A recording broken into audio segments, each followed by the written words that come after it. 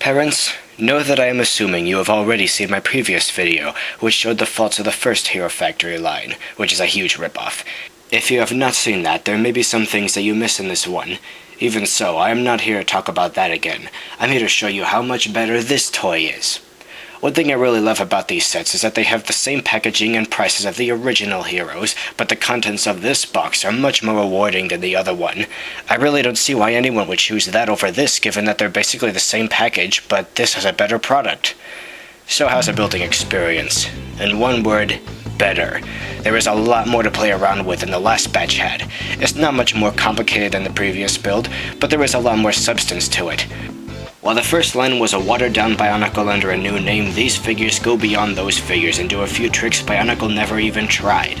The bigger number of pieces really makes a difference, and almost every single piece is completely new, giving a fresh building experience that makes last year's sets look and feel like crap by comparison.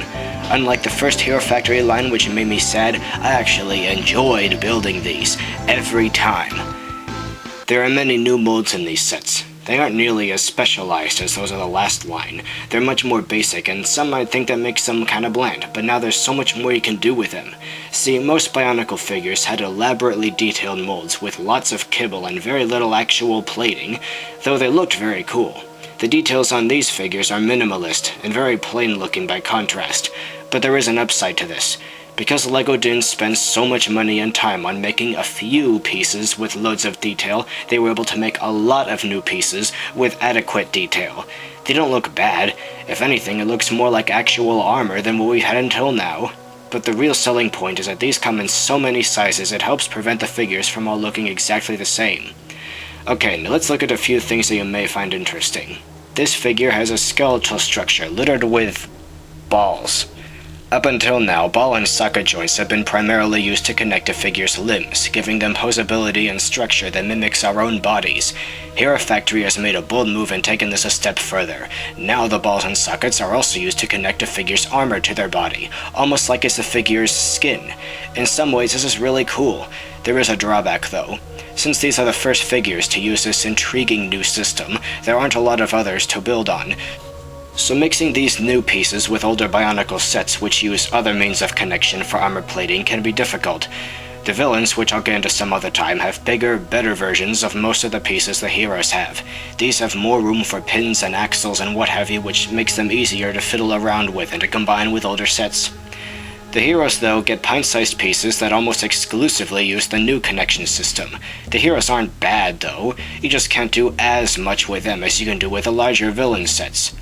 The new heroes are amazingly posable, though once you dress up their bodies with the armor, they do lose a bit of that. Despite not having much detail as most Bionicle figures, they still have enough to look cool, and their brighter than ever color schemes complement each other gorgeously. What I love most about these figures is just how easily customizable they are.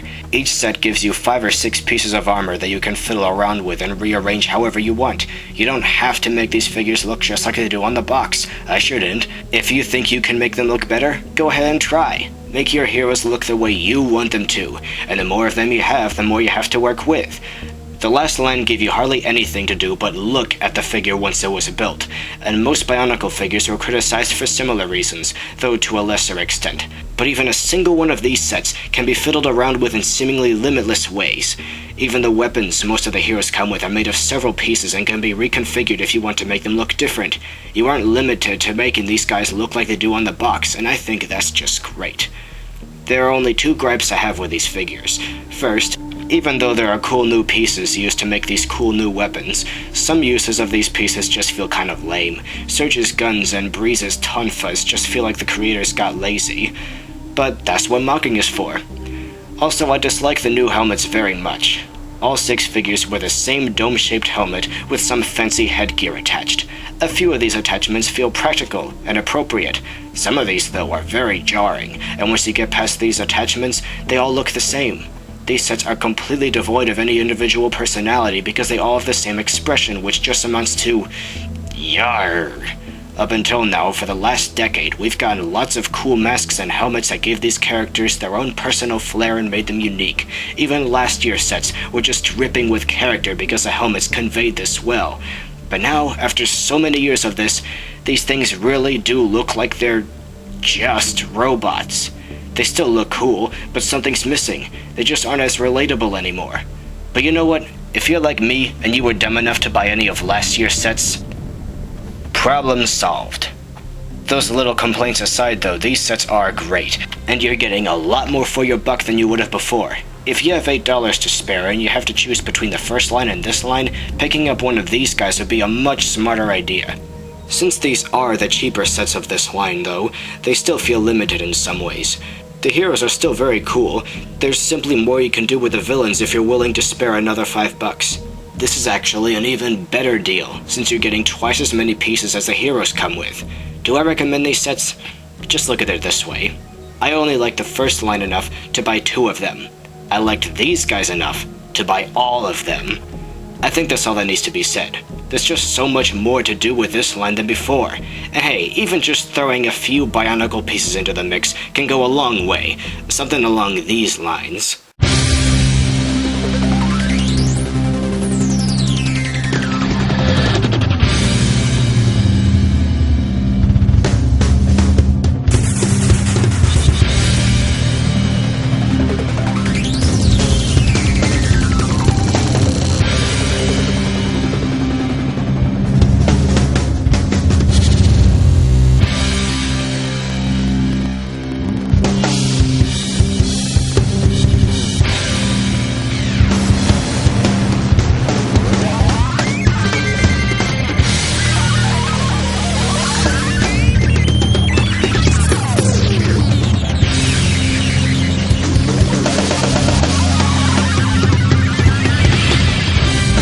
Also, I really doubt LEGO ever intended anything like this, but these spike accessories that most of the heroes come with make excellent knives. Toodles.